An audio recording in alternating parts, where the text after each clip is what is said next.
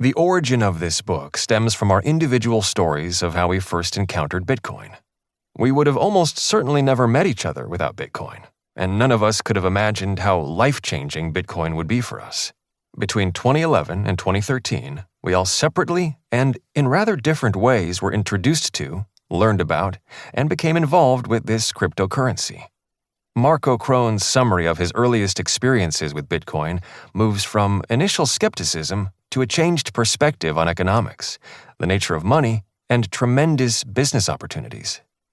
Marco first learned about virtual currency one afternoon in the summer of 2011 from what he was expecting to be the least interesting article in a computer magazine.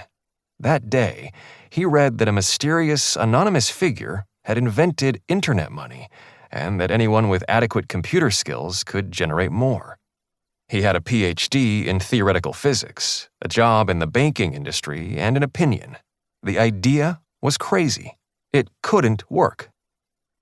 This was, he remembered the next day, the same opinion he'd had when he first heard about Wikipedia.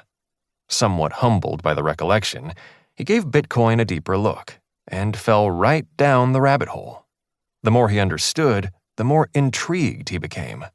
The core principles, while not immediately obvious, were fundamentally solid, and the implications profound.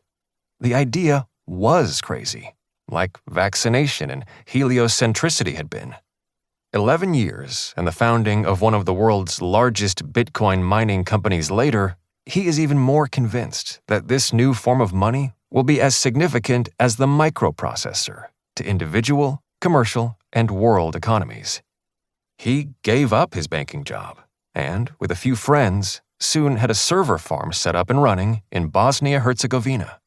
A single cavernous room full of graphic cards and computers with constellations of blinking lights. It looked and sounded like a spaceship, and friends reacted to it in much the same way.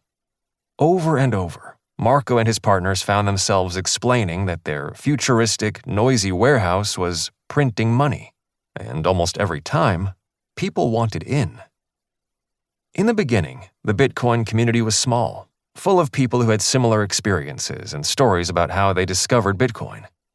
Anthony Jefferies, Marco Streng, Zoran Balkic, and Marco Krohn met in these early days and were thrilled about Bitcoin's potentially wide-reaching implications. That desire, they came to see, went well beyond their extended circle. A keen and growing population was interested in Bitcoin. People had a tantalizing sense of fortunes being made on just the other side of some obscure information barrier and were frustrated that they didn't understand what it did or how to participate. In the same way that the power of personal computing needed a graphic interface to make it accessible to laypeople, Bitcoin, or more generally cryptocurrency, needs an intermediary. Here, the necessary layer between humans and technology is informational rather than visual. People need a conceptual handhold on what cryptocurrency is and how it operates before they can interact with it effectively. However, unlike computers, which few people had experience with even 50 years ago, money is a tool we are confident everyone reading already uses regularly. Unfortunately, familiarity isn't the same as understanding. In fact, it can get in the way. Money is an incredibly useful abstraction that has evolved with human culture from shells on beaches to chips on cards, with each iteration improving, if not perfecting it. Cryptocurrency exacts an intellectual and conceptual toll, asking an ante of intelligence and imagination of its participants. If you ask the average person what money is, many will say it's the bills in their wallets. When we first heard about Bitcoin, our level of understanding wasn't much more sophisticated, although we have degrees in mathematics or engineering or worked in a bank. We could understand and marvel at the math and coding behind Bitcoin, but not until we learned more about the history, functions, and properties of money did we fully appreciate the true genius of Bitcoin or recognize how profound and far-reaching its consequences could be.